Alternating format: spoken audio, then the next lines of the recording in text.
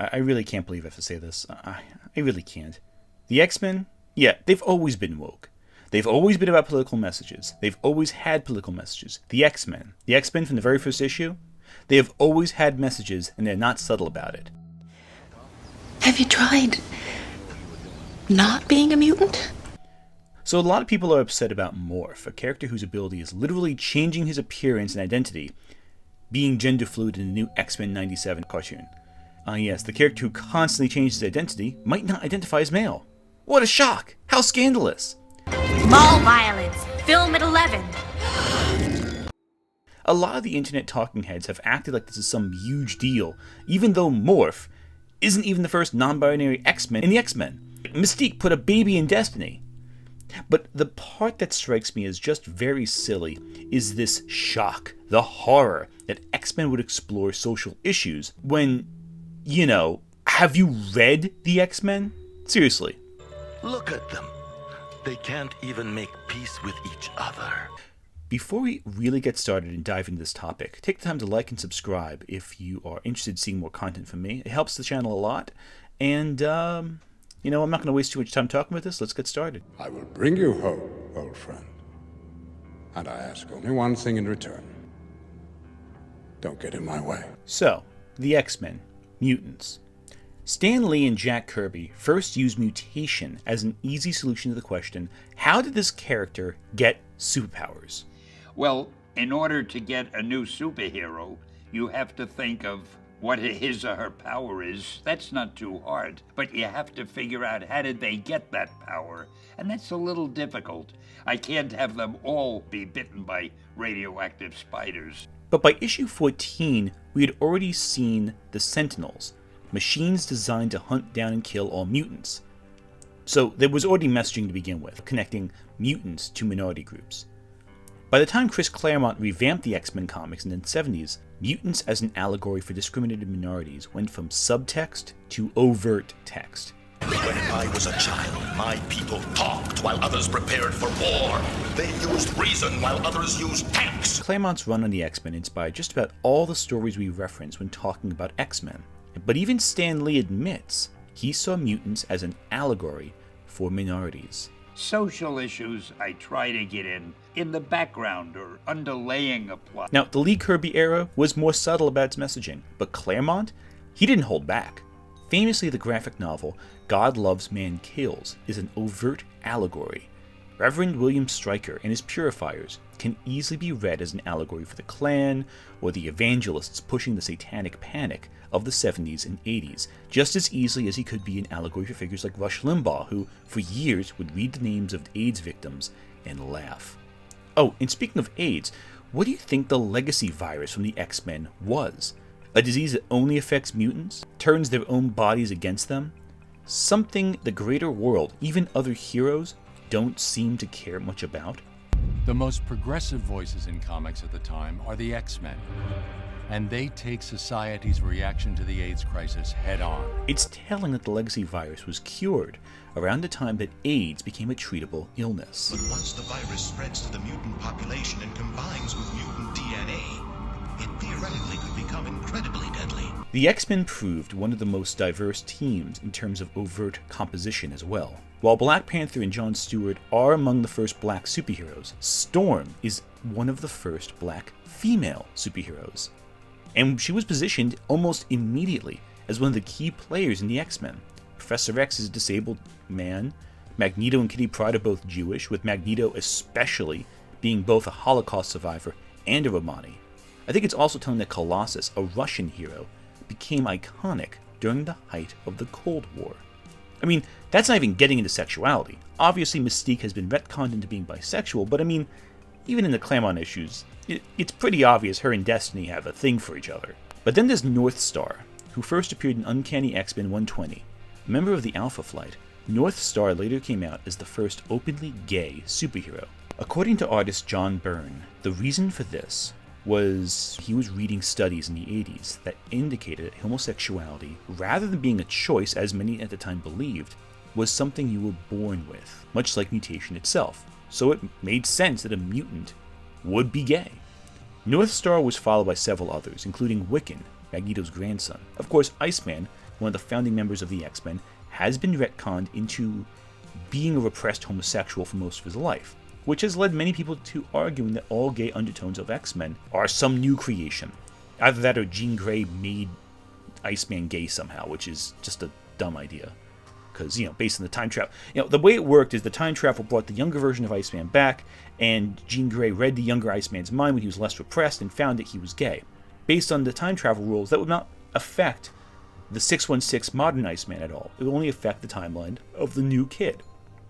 So the argument that Jean Grey made Iceman gay is just illogical, makes no sense. It's a retcon. It's not brainwashing. These people have obviously not watched the 90s X-Men series either. When a half-naked Sabretooth keeps trying to pin Wolverine down only for Wolverine to thrust him off like the power bottom that he is, but, I digress. Face me, man to man. The X-Men, pretty socially conscious. It's not subtext, it's not subtle, it's overt. I mean, the third episode of the X-Men animated series from the 90s has Beast on trial and basically a kangaroo court trying him. 11 mutants disappeared.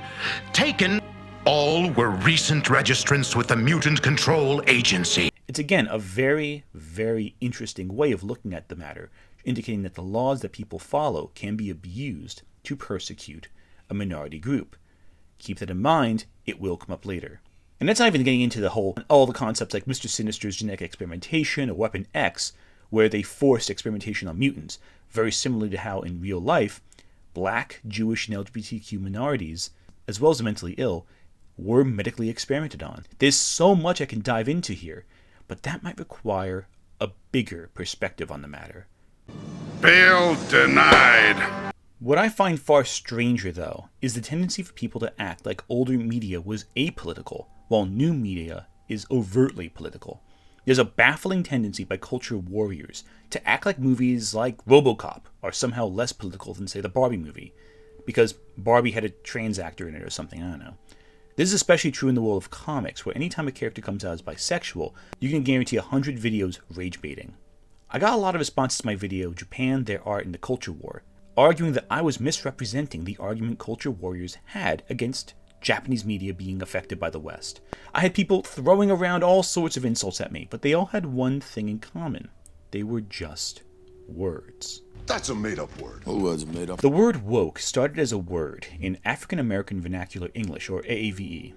AAVE is much like any regional dialect. It has words that mean something within its context, but not really outside of it. It's an informal dialect. The word woke referred to people who had just begun to observe societal issues and structures that perpetuated oppression. For example, gentrification. Who do you think makes the hood? The city cuts off a community and waits for it to die. Then they invite developers in. As with all things, however, once the internet came around and connected people, those outside the African American community stole the term and twisted it to mean whatever it was that they thought it meant based on context clues. Now people thought, well, honestly, I don't know what people actually think woke means anymore, because the term has been stretched to encompass everything. Everything. The green M&M, you will notice, is no longer wearing sexy boots. Now she's wearing sensible sneakers. Ironically, the term woke has been employed to reinforce the oppressive systems that the word originally criticized.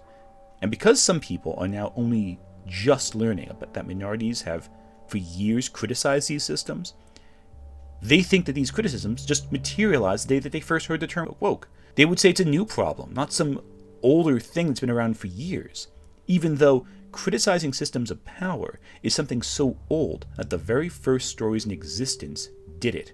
Are you going to call the Epic of Gilgamesh woke now? Well, considering just how bisexual Enkidu and Gilgamesh appear to be, maybe you would think that.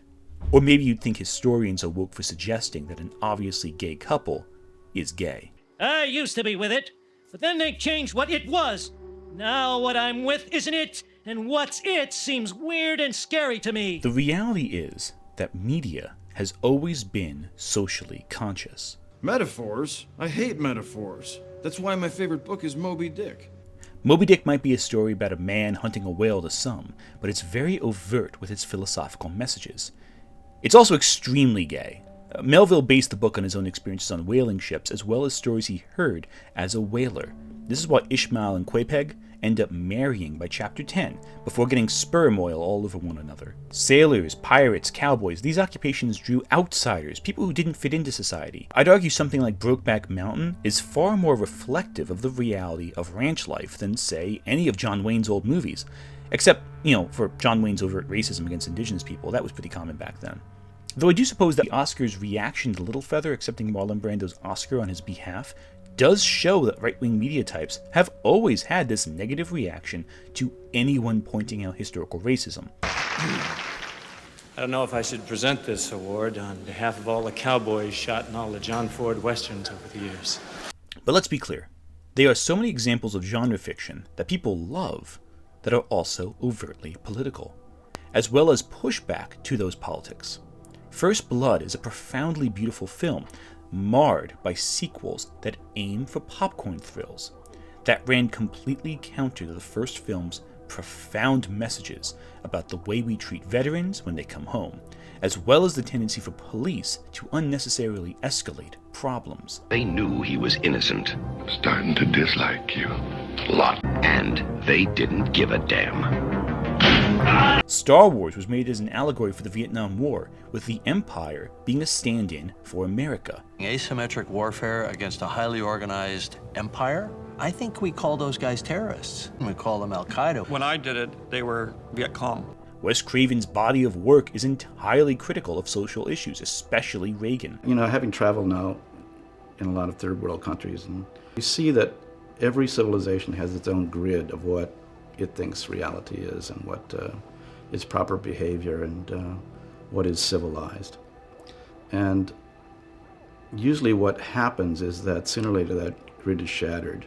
George Romero's zombie films started as unintentional satire before moving into very deliberate satire. But what should matter is that this extraordinary thing is happening and people are still arguing about upstairs, downstairs. Who's the boss? The Matrix is a metaphor for trans identity, one that ironically has been used to justify the misogynistic Red Pill movement.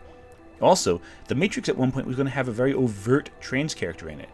But Paul Verhoeven's work seems to be the most widely misrepresented, with often overt political messaging being completely ignored by his fans. Starship Troopers is as overt a political satire as possible, yet so many people don't seem to get it. You only have rights if you're in the military. Humanity demonizes the aliens living on planets they're actively colonizing. Neil Patrick Harris has an SS uniform. You have to be actively ignoring the screen to miss out on the political satire. Good for you. Mobile infantry made me the man I am today. And then there's Robocop, the famous example. In this film, corporate conglomerates, police forces, and organized crime are all interconnected. We actively watch as entire areas of Detroit are gentrified by design by the police and corporate machine. We see the sheer incompetency of the government cost lives. We see decisions made for public safety decided in boardrooms by people trying to one-up each other while snorting cocaine. Bitches leave. And even if you missed all the political satire, the movie is essentially about a human being whose dead body is dragged up, forced to enforce the will of what appears to be the law but is actually corporate interests, while struggling to regain some sense of humanity in the process. How can you watch that? How? And not consider the political messages. So what's the point I'm making? Media has always been politically aware, acting like it's some new thing that we just became woke in the last couple of years because you're noticing it now is short-sighted at best and kind of horrible at worst, especially because a lot of the focus seems to be centered on representation. Would you like to know more? I've seen this trend online recently where people have pointed to beloved characters in the past and gone, should this character come out today, they'd be called woke by right-wing media types. And yeah, that's true. Katara, Static Shock, Storm, Wonder Woman, all of them, if they came out today, would be considered woke by the reactionary crowd. But the thing is that we're forgetting is a lot of these characters were also criticized in their day. He writes a 1954 book, Seduction of the Innocent. The most famous part of the book is where he says Batman and Robin are living a homosexual wish dream. But he outright called Wonder Woman the lesbian counterpart of Batman.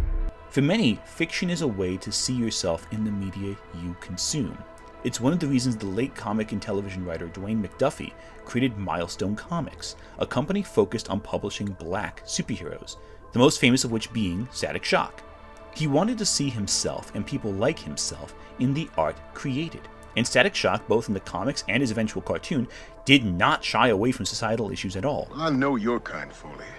I've seen your kind all my life. A fine, upstanding bigot. We have a very short-term memory about Rep. People forget that when Miles Morales was first announced, there was a loud racist backlash.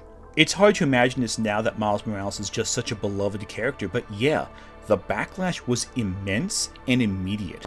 When John Kent came out as bisexual, we had all these same reactions. And mind you, John Kent, far less of a beloved character than Miles Morales, but we still had the worst Superman of all time, Dean Cain, coming out, making an ass of himself on television, mixing up John Kent with Clark Kent, arguably on purpose, to emphasize that the media was making Superman gay or something like that, even though they weren't, they're making him bisexual, but I digress again.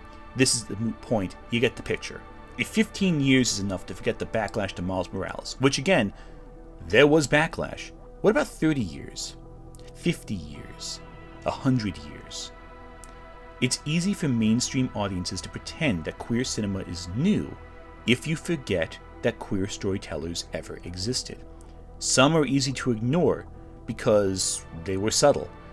Alien has a canonically trans character in it, but we only know that because of a blurry computer readout on the screen in Aliens. It's easy to miss. If you didn't look for it, you wouldn't find it.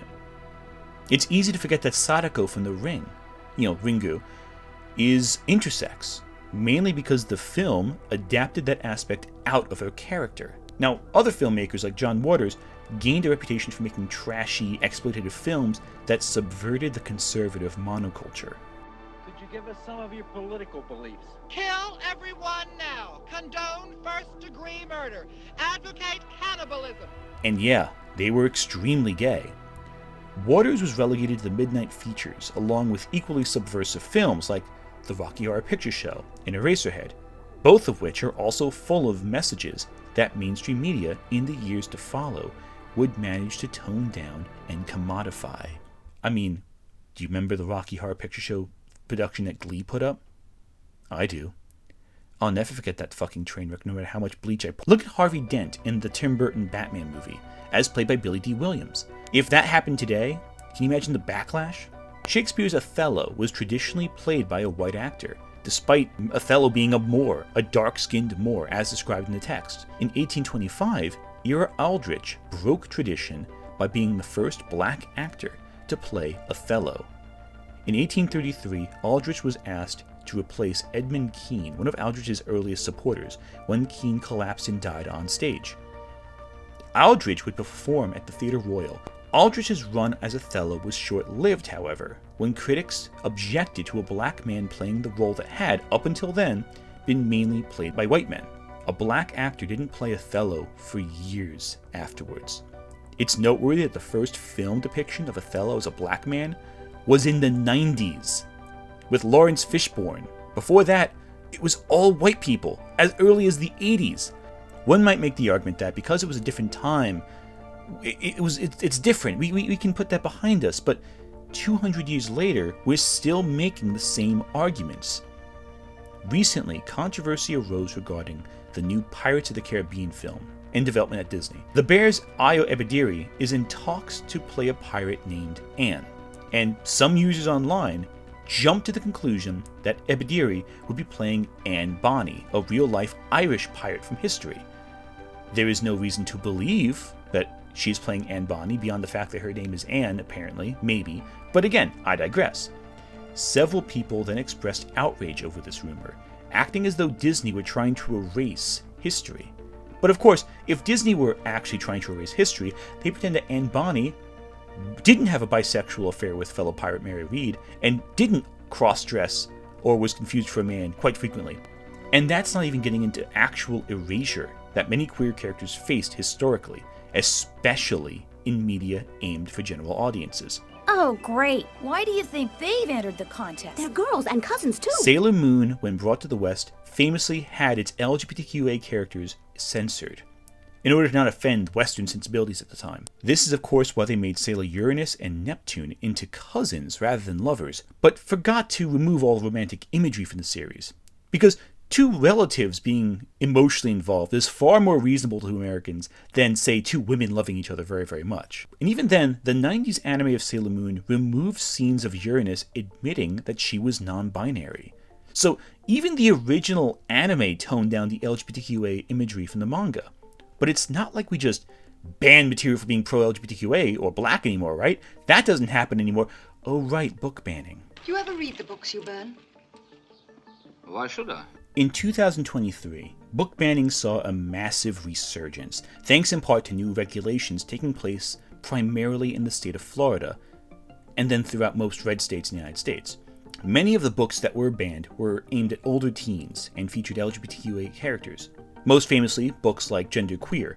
But one of the most challenged books was Toni Morrison's first novel, The Bluest Eye.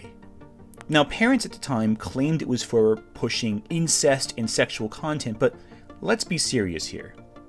The Bluest Eye is a brutal criticism of systemic and internalized racism. It is explicit, and it is disturbing, and that's the point. You shouldn't have to soften these topics for teenagers. And mind you, this book was only being assigned to older teenagers. You shouldn't shield high school students from the horrors of history, because if you shield them from it, they'll actively not remember it and then actively ignore it. It's impossible to say that the banning of books like Elie Wiesel's Night is directly connected to students not knowing about the Holocaust. But it is interesting how, with that book being challenged more and more and more, fewer and fewer children in high school seem to know that the Holocaust even happened. We are censoring the horrors of history from our students. And those who forget history are doomed to repeat it. And fiction is a great way to learn about history. Even genre fiction. How many people learned about the Tulsa Massacre from watching HBO's Watchmen series? I read a New York Times piece on a 100-year-old survivor of the Tulsa Massacre. And my question was this: what's the Tulsa Massacre? Watchmen addressed the backlash to diversity and systemic oppression within its limited runtime, drawing real-world correlations between historic racist violence and modern racist violence. How many people learned that the punishment for sodomy in the first half of the 20th century was chemical castration? Did the Imitation Game show you that? Did you learn it from there? Because this practice only got outlawed in England as late as 1967 with the decriminalization of private homosexual acts via the Sexual Offences Act. No, wait a second, hang on a second, let me read that again. The law only decriminalized private homosexual behavior, not public displays of affection. So, holding hands with your boyfriend if you're gay, that could get you chemically castrated still. Wait, hang on, wait a second. The law didn't get passed in Scotland until 1980? And until 1994, it was illegal for gay adults between the ages of 18 and 21 to have consensual sex? And there were laws in America allowing chemical castration as punishment that were passed as recently as 2019? Now granted, the American laws are being issued towards convicted rapists only. It's a good thing then that laws won't be abused to, say, punish a demographic of people constantly being called groomers by the news, online media, and politicians. Because laws have never been misapplied to punish a large demographic of people. There aren't multiple people in history who have been sentenced to decades in jail for, let's say, a minor drug possession charge, especially not during the 80s when there was a zero-tolerance policy, because they saw drugs as a bigger problem than, say, the AIDS epidemic, to the point where they would talk constantly about drugs, but never mention the words AIDS, even after thousands of people died from AIDS. I'm as mad as hell, and I'm not gonna take this anymore! It is undeniable that history is being forgotten, not because we don't experience it, but because the art that has immortalized it is actively being ignored. It's telling that AIDS in the 90s had very minimal representation in the media that we consumed. I mean, a lot of kids my age watch Captain Planet. Coach, I've got AIDS. Wrong. You're HIV positive. Big difference. I won't say it's a great episode, but it's better than the nothing we got elsewhere. And sure, there were films like Philadelphia that were very high-end and talked about AIDS in a very adult fashion, but people growing up wouldn't have seen that movie. Adults would have seen it, but not the kids who needed to learn about these things at a certain point. One of the most lasting representations of AIDS that a lot of kids growing up in the 90s would have seen is the X-Men. The legacy virus, as I mentioned before, is an allegory for AIDS. It's an allegory that children can understand and comprehend and connect to the real-world discussions being had around them. Just like in the X-Men, the mutants are punished for crimes they don't commit, with laws that don't really apply to them. Because, again, that's a real-world connection. That story is a convenient way to explain a real-world truth. That minorities are sometimes punished for crimes they don't commit because they're an easy target, or that registries can be used to target demographics of marginalized people. It's happened historically multiple times. How is it that this was not taught to me? The art you experience in this world has always been woke.